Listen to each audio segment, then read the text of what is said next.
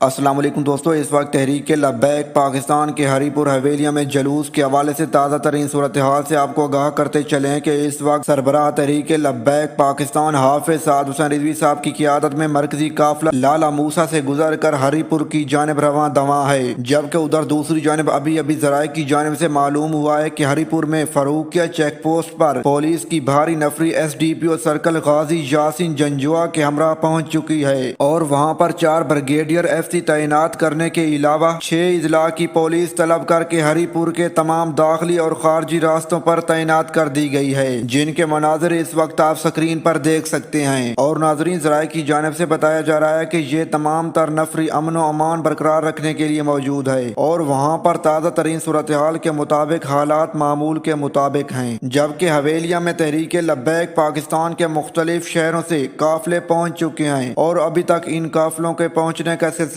جاری بھی ہے۔